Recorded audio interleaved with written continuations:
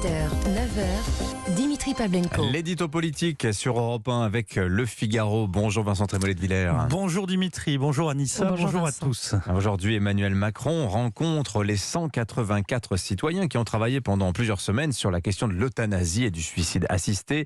Une majorité d'entre eux, Vincent, plaide pour la possibilité d'une aide active à mourir. Le président doit-il suivre leurs recommandations d'après vous ? D'abord, moi je suis très sceptique vis-à-vis de ces conventions dont le caractère démocratique est profondément discutable. Je ne sais pas si nos auditeurs se sentent représentés par ces citoyens tirés au sort et très encadrés par le CESE dont le président ne cache pas, je vous le rappelle, ses convictions en faveur de l'euthanasie. À mon sens, cette convention n'oblige absolument pas Emmanuel Macron, mais déjà les demi-habiles lui conseillent de s'appuyer sur elle et de chercher sur ce thème de la fin de vie la majorité de l'opinion qui lui manque ailleurs. Alors ces conseilleurs n'ont sans doute pas vu les mises en garde des associations regroupant plus de 800 000 soignants, comme celle de l'Ordre des médecins. Ils pensent que cette stratégie du repli sociétal en pleine crise sociale est sans risque. Ils se trompent profondément. Les répliques aux secousses anthropologiques sont imprévisibles et jamais anodines. Et je ne crois pas que ce soit le moment, quand la France est à cran, d'ajouter un nouveau motif de discorde. Oui, mais c'est aussi répondre à une demande profonde aussi de la société. Vincent, témoin les sondages nombreux. Et quelle est cette demande ? Il est évident que les derniers jours d'un être, comme la démence ou la souffrance insupportable, sont des épreuves terribles, des mystères insondables pour ceux qui les vivent, mais aussi pour leurs familles. Il y a des cas extrêmes qui divisent les consciences, des situations tragiques insolubles, et cela fait longtemps que dans l'intimité des décisions sont prises. Mais comment ne pas voir que légiférer sur l'exception entraîne à terme une généralisation de la pratique ? On ne fait pas un règlement d'un cas unique.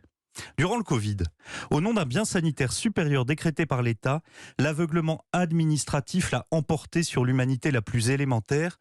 Par précaution sanitaire, des gens sont morts, seuls, abandonnés de tous. Le pouvoir de l'État doit s'arrêter au mystère de la condition humaine.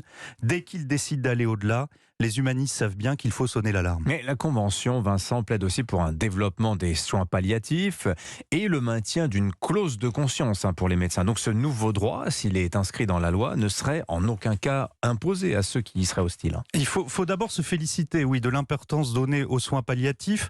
Cette chaîne du soin, de la délicatesse et de la compassion, c'est un trésor pour les malades et pour tous ceux qui les entourent. En revanche, si, comme vous le dites, l'aide active à mourir devient une possibilité et que personne n'y sera obligé, tout le monde, dès lors, devra y réfléchir. Et c'est un bouleversement considérable. La confiance dans les soignants et même les familles peut être rompue.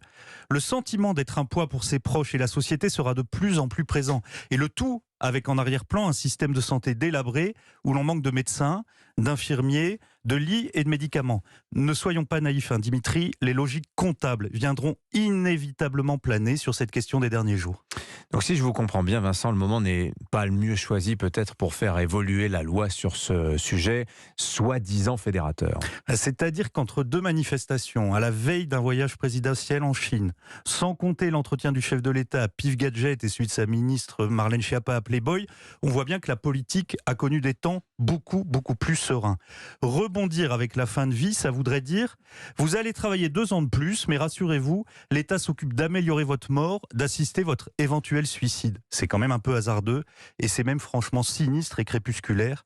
C'est une évidence en pleine crise sociale. La sagesse recommande la pause sociétale. L'édito politique sur Europe 1. Merci Vincent Trémollet de Villers. Et à la une du Figaro ce matin, justement la fin de vie. Emmanuel Macron face à une décision à haut risque. Entretien choc dans vos pages également avec le maire de Cannes, David Lisnard, sur les démissions d'élus locaux. Plus de 1000 maires ont rendu leur écharpe depuis 2020 et c'est encore un symptôme de la crise civique. On en parlera dans un quart d'heure avec l'invité d'Europe 1 matin, le député Rassemblement National de la Somme, Jean-Philippe Tanguy.